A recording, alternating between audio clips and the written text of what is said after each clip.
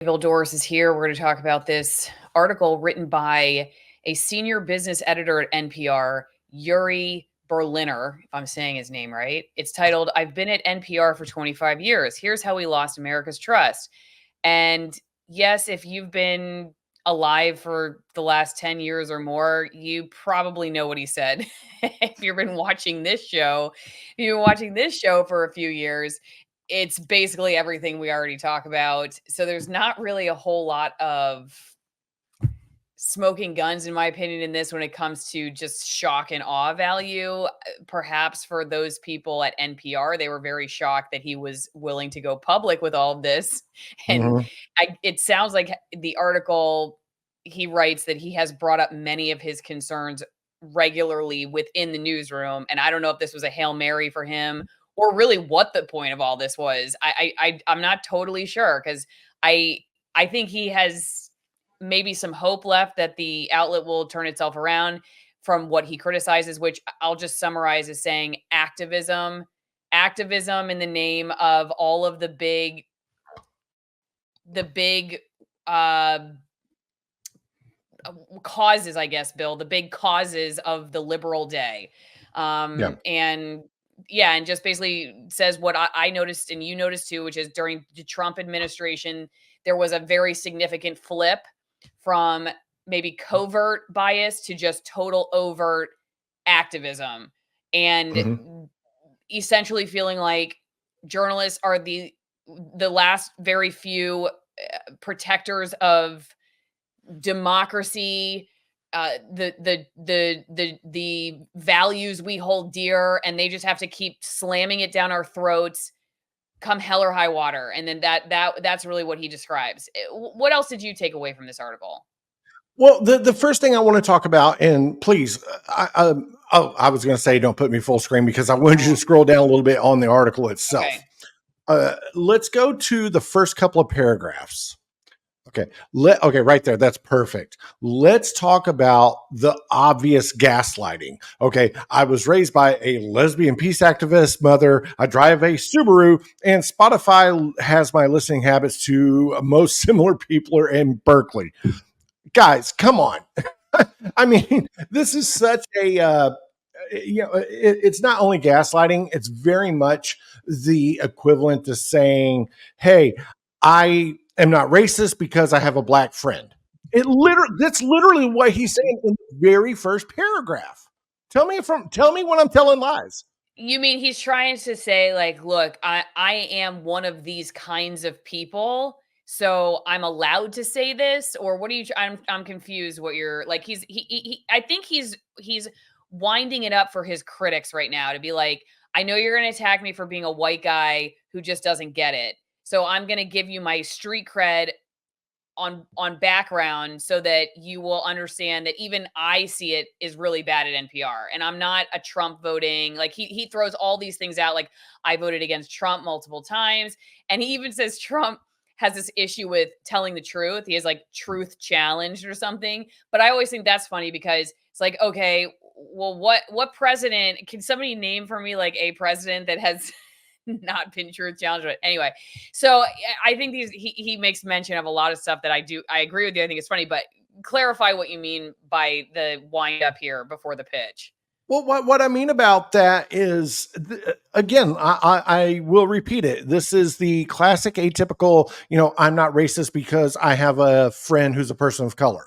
Okay. So what he's saying in that first sentence or that first paragraph is, uh, don't blame me because I'm, one of you, and I don't want to receive the backlash that I'm fixing to get. Yeah.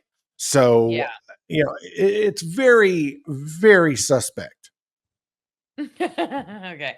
Well, let's go down to this part where he says, if you're a conservative, you'll say, duh, it's always been this way. Because he was saying that those who listen to NPR, read its coverage online, find something different. The distilled worldview of a very small segment of the US population. Mhm. And he's saying, yeah, there are a bunch of you out there that are going to say it's always been that way, but it actually hasn't.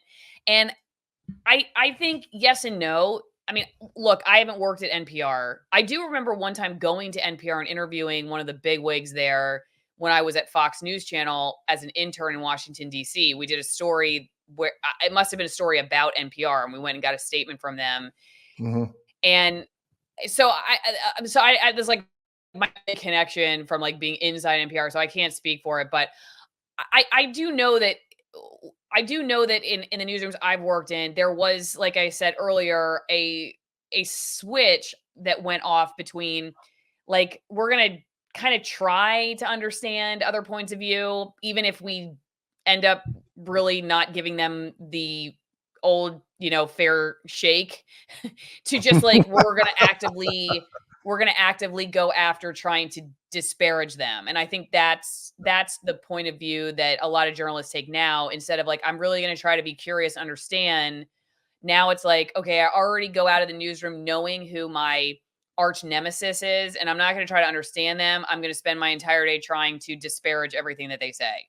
And Right. that's, and let me say this much, because I think this anecdote, before we go further on this says a lot. I was talking to a friend of mine via text several months ago because I ran into someone who had been interviewed by her station several times and said, it's fun working with them, but they usually get it wrong. And so I let her know, that that he's saying you guys usually get it wrong. And her response was, yeah, well, everybody says that. Right. And I wrote back and said, and they're usually right. And she said, no. She goes, people just don't want to hear the truth. That was her response. People just don't want to hear the truth.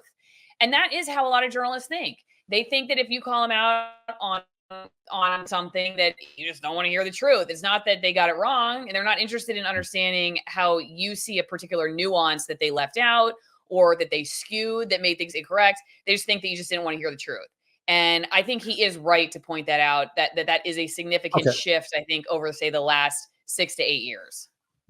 I would agree with that. I will say that the perfect example of that right now is a certain conflict between two certain powers, entities, whatever you want to say, that's going on right now, and the way that the coverage from the media is presented. We've had, I'm not going to say it here on Allison's show because I don't want Allison to get canceled, but there's clearly a conflict going on right now where there's a conflict in the media where it is being portrayed, hey, we need to tell the truth, but the powers that be don't want that truth being told because they control the money. So I'll let you all interpret that for what it is, and that's fine. I just didn't want to say the words because I don't want Rumble or Locals or somebody coming after Allison, because you know what I'm talking about. Allison knows what I'm talking about, and I'm not going to get into details, but there's clearly a conflict when it comes to reporting on this certain conflict. But with that being said, NPR has put out their response to this former employee's article. Let's talk about that. Mhm. Yeah. Okay. Well, before we get into that, because it is interesting what they say, don't forget, Mm. if you're still listening to NPR and you're watching this show, then I know you're one of those people who probably drinks your wine with your pinky up and your nose straight up in the air. No, I'm just kidding. I don't care. You're welcome here too. Yeah, like just like Bill. So get yourself some snobby wine and listen to your NPR at AllisonWinePromo.com. You get the best selection of wines really out there, frankly. Hand harvested grapes, natural fermentation, no dyes, no flavorings, none of that stuff. It's the elitist wine at the price of, like I say, some of these are Malbecs, not all of them, because we've expanded now to global extremism. We're extremist altitude in Argentina, extremism from France and Italy. We're starting a wine club. We're going to be meeting. We're going to be talking to people who bring in these wines. They're very small operations. They're like your cousin who makes wine in his basement, but it doesn't suck. It actually tastes good. So anyway, a great way to continue enjoying NPR because you'll be a little tipsy and you won't bias. AllisonWinePromo.com. That's my best pitch. All right, let's go back over to this is what I'm going to say too. We're going to talk also about how he talked to Chris Cuomo. That Oh I also God. thought was really funny because like Chris Cuomo is wow. Okay, we like he Don't even get me started. Let's go back to the NPR defends its journalism after senior editor says it's Yeah. lost public trust. You know what? Honestly, I actually thought the person who wrote this article did an okay job of covering Yeah. what happened. And, What do you? and did a very, what I think is a very fair analysis of the debate.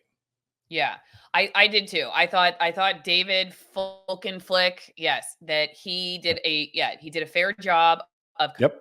covering what exactly. Um, you know, Yuri wrote that an open-minded spirit no longer exists within NPR, and now predictably we don't have an audience that reflects America. And the response, basically, what Berliner was saying is that in the quest for diversity of outward traits, race, sexual orientation, gender, whatever Mhm. else, that Right. they have totally lost diversity of thought. They don't care about diversity of thought. They don't care. And that he like looked at names. He looked up names in his newsroom to find out how they were registered politically, and he found zero Republicans and all Democrats of the people he looked up. So that was like one example he gave. And then he went through a list of Hunter Biden's laptop, Russiagate, Trump, whatever else. Like there were a few others that he goes through exactly how it all happened, and even has private discussions in the article. He doesn't say specifically like this person and names the person and told me this, but he'll say, one person in a meeting said blank. And Mm. then what the guy who wrote the article about all of this drama says is that, there were people in the newsroom that then tell him, well, I don't know if I want to talk to this guy anymore about my opinions on things, because now I don't trust that these opinions are going to be between us and the newsroom. I'm curious what you think about that, Bill, because he is still employed at NPR, which I also kind of wonder about that too, how that's all going to end. He says he told Chris Cuomo he's not worried about his job, but I did think that was interesting.